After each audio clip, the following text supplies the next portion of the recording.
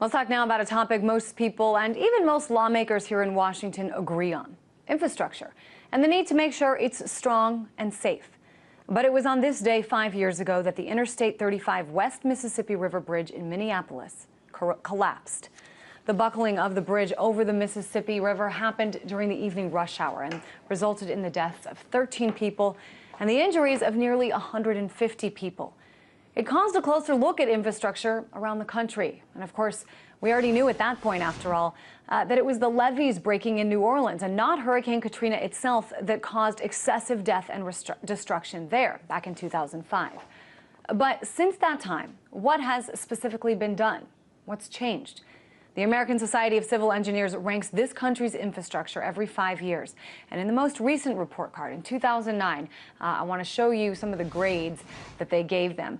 You can look and you can see a couple C's there, but mostly D's and F's. And just not good grades when these are the roads and the bridges that we are driving over.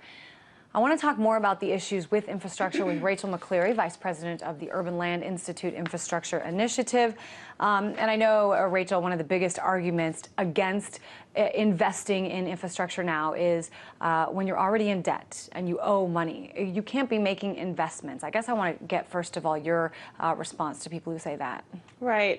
At the Urban Land Institute, we firmly believe that infrastructure provides the foundation for metropolitan prosperity and national prosperity. You see this across the country and across the globe as countries and governments recognize the vital importance of investing in infrastructure and building the pillars of a modern economy. And, you know, in examples like the very challenging things that are happening right now in India with the, collapse of the electricity grid. And you see the perils of not making those investments in a timely way and not spending the money that we need to spend on infrastructure. But what do you say to people who say, maybe in a few years we'll be able to really invest in those projects, but we should focus now on climbing out of debt? Well, I think investing in infrastructure is both a short-term solution and a long-term solution. At the Urban Land Institute, we focus on the longer-term view. A lot of places like the American Society of Civil Engineers and others are really looking at the short-term job benefits and helping to put people back to work, which is, of course, an immediate concern. So pumping money into infrastructure investments, not only does it give you benefits today, but it also, provides those long-term benefits that you need. So, it's not an either-or question.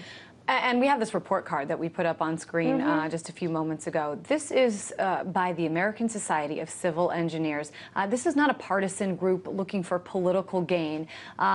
These are grades given by people who understand the engineering aspect of things that are built, and the lack of safety standards have been implemented. I know that if I brought a report card that looked like this home to my parents, there would be some immediate changes that would happen. I guess I'm wondering why letter grades and information like this has largely been ignored. Yeah, I think across the U.S., at the national level, it's been harder to get traction on the infrastructure investment issue. I think we do see some strides happening at the regional and local level as local governments across the country are really trying to figure out how to move forward with their infrastructure priorities. And in some cases, that means figuring out a place to find the money locally. So in 2008 in Los Angeles, the county voted for a 1-cent penny sales tax increase that will go to $40 billion worth of transportation and transit road investments. So you do see pockets of progress. At the national level, we've had some improvements. There was the federal aviation bill that passed just last month. The federal transportation bill was a bipartisan compromise bill, was put through Congress that will provide some program stability and funding stability for the surface transportation program for the next couple of years.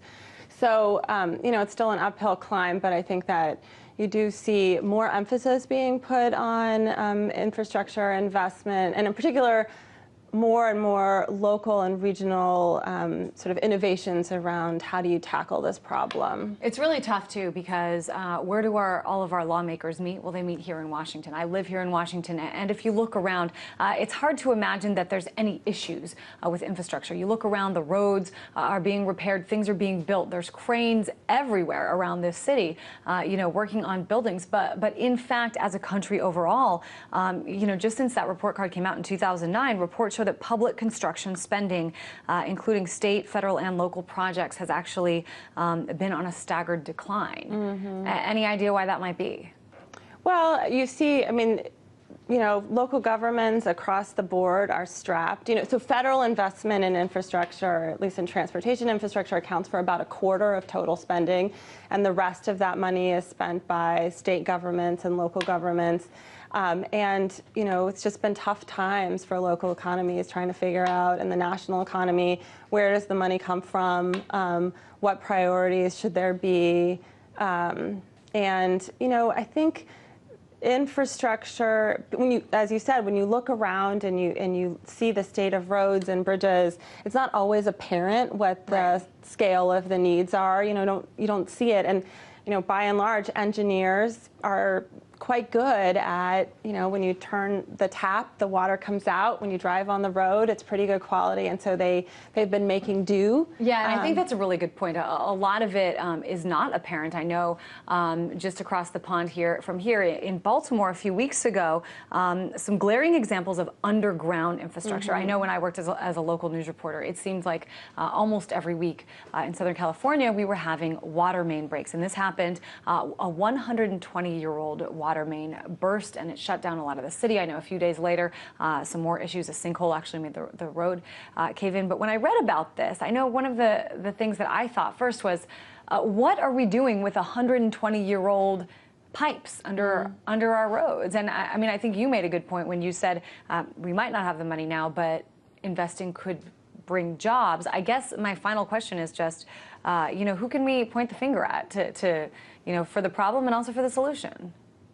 Well, I think it's going to have to be, all hands on deck to build the infrastructure for the future. But I just want to emphasize that it's not just enough to think about, how much money we spend. We also have to think about the return on that investment. And the connections between that investment and land use and development, and how we're investing in, how we're building the places that we want to become. Is conservation part of the equation? Are we really thinking about managing and maintaining the infrastructure that we have appropriately? And finally, about pricing in terms of sending the right signals about use. So it's not, I think you can overemphasize the total amount of infrastructure spending. What we really need to think about as a country is, how do we invest wisely? How do we build the future that we want for ourselves in the coming decades? And what does that investment in infrastructure really need to look like? Absolutely. Some really important questions there. Rachel McCleary, Vice President of the Urban Land Institute Infrastructure Initiative. Thanks so much for being on the show. Delighted to be here.